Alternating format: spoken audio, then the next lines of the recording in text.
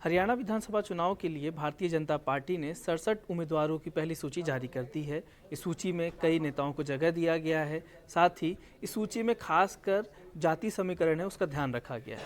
इस सूची के बाहर आने के बाद एक नाम जिसकी काफ़ी चर्चा है वो सीट है गढ़ी सांपला किलोई। यह सीट भूपेंद्र हुड्डा की सीट है, जहां से वो लगातार 5 बार से मुख्यमंत्री विधायक बनते हुए आ रहे हैं और इसी सीट से वो जीतकर विधानसभा पहुंचे जब वो मुख्यमंत्री भी बन चुके थे। ये सीट उनका गढ़ माना जाता है, रोहतक जिले की सीट है ये। इस सीट से भाजपा ने इस बार एक नए उम्मीदवार को टिकट दिया है, उनका नाम है मंजू हुड्डा। मंजू हुड्डा की बात करें तो मंजू हुड्डा कौन है आखिर? इनकी राजनीतिक शुरुआत साल 2022 में शुरू हुई, जब वो पहली बार रोहतक के जो चुनाव होते हैं वार्ड चुनाव, उसमें वो पहली बार वहाँ पे इंडिपेंडेंट के तौर पर चुनाव लड़ी। उसके बाद वो 23 नवंबर में यानी साल 2023 के नवंबर में पहली बार वो नगर पंचायत की जो सदस्य अध्यक्ष हैं उस पद पर चुनी गई और उसके बाद उन्होंने बीजेपी को ज्वाइन किया। बीजेपी को ज्वाइन किए हुए उनको भी 2 साल भी नहीं हुए कि इस बार भारतीय जनता पार्टी ने उन्हें भूपेंद्र हुड्डा के सीट पर उनको टिकट भी दिया है। जब टिकट मिलने के बाद जो मंजू हुड्डा हैं उन्होंने बात करते हुए मीडिया से बात करते हुए कहा कि भूपेंद्र हुड्डा उनके पिता तुल्य हैं और वो उनका आशीर्वाद लेने जाएंगे। उन्होंने कहा कि मैंने पहले भी कहा कि मेरे साथ मेरी मेहनत, विश्वास और जनता का समर्थन है, मेरी कोई राजनीतिक पृष्ठभूमि नहीं है। कह सकते हैं कि राजनीतिक पृष्ठभूमि मंजू हुड्डा की नहीं है, लेकिन उनके जो पति हैं उस पूरे इलाके में सरकारी के नाम से बहुत फेमस है। उनका पूरा नाम है राजेश हुड्डा, लेकिन लोग उन्हें राजेश सरकारी के नाम से जानते हैं।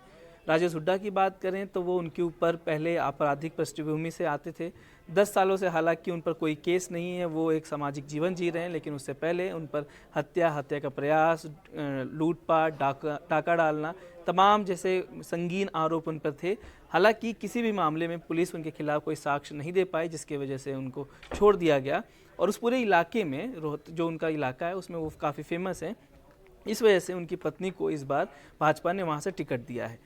जो गढ़ी किलोई सीट है, जो हुड्डा की सीट है, वो उनका गढ़ माना जाता है, क्योंकि वो लगातार पिछले 5 बार से वहीं से जीत रहे हैं, वहीं से चुने जाते हैं। और इस बार भी जब कांग्रेस की जो पहली लिस्ट आई थी, यानी कि जो आवेदन आए थे, अभी लिस्ट तो जारी नहीं हुई है, लेकिन जो आवेदन आए थे उसमें भी एकमात्र उस सीट पर उनका ही अकेले नाम था, यानी वो निश्चित है कि उनको ही मिलना है।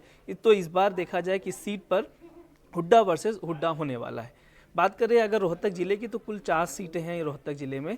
सिर्फ तीन सीट जो है वो बीजेपी कांग्रेस के पास है और 1 सीट निर्दलीय के पास है, यानी कि उस जिले में रोहतक सीट पर जो कांग्रेस पार्टी जो हुड्डा के कारण उनका काफ़ी स्ट्रॉन्ग होल्ड एरिया है। और पिछली बार 1 सीट जो निर्दलीय जीत गए थे और बाकी तीनों पर कांग्रेस के विधायक हैं। तो यानी इस बार भी माना जा रहा है कि जो कांग्रेस की लहर है, यानी कि जो बदलाव की बात कही जा रही 10 साल की एंटी इनकम्बेंसी जो बीजेपी सरकार के खिलाफ है, वो इन चुनाव में भी देखने को मिल सकता है। अब ये देखना होगा कि इस बार जो मंजू हुड्डा हैं वो भूपेंद्र हुड्डा को कैसे टक्कर दे पाती, क्योंकि पिछली बार भाजपा के जो प्रत्याशी थे और जो कांग्रेस के प्रत्याशी हुड्डा करीब 50,000 वोटों से ज़्यादा जीते थे। तो इस बार देखना होगा कि कितने वोट मंजू हुड्डा पा पाती हैं भूपेंद्र हुड्डा के सामने, या क्या वो इस बार उलटफेर कर सकती हैं।